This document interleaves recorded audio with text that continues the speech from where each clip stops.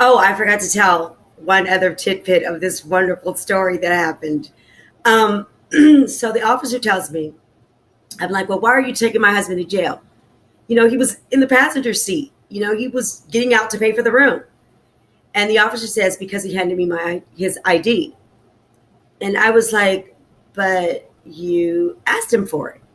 And the officer said, right. So I said, well,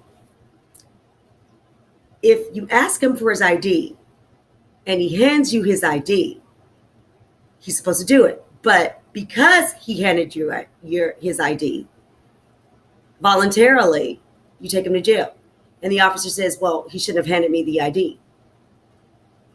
So I say, well, so he wasn't in his rights as a citizen to hand over his ID. He says, you don't have to hand it. He's in the passenger side. You don't have to hand over the ID if I ask for it. But I said, but officer, if he didn't hand you the ID, then you would have pulled his black butt out the side of the passenger car and either shoot him or beat the hell out of him, right? He was like,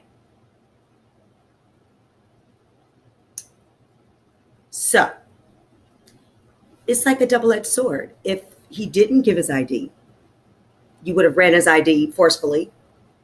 And if he did give you his ID, you still ran his ID, but he shouldn't have given you the ID, because if he had not had given you the ID, you would have not have ran it. The injustice that happens to African American men in the city of Los Angeles, specifically at the hands of the sheriff's department, is amazing. Not only is it a catch-22, but it is a double-edged sword. It is damned if you do, damned if you don't. You know, it's just a systematic manipulation and entrapment of our African American men who are just trying to take their queens to sleep so they can get up and go to work at 7:30 this morning. It's now 7:22, so he's going to be late, which doesn't look good for black folk who just got a job.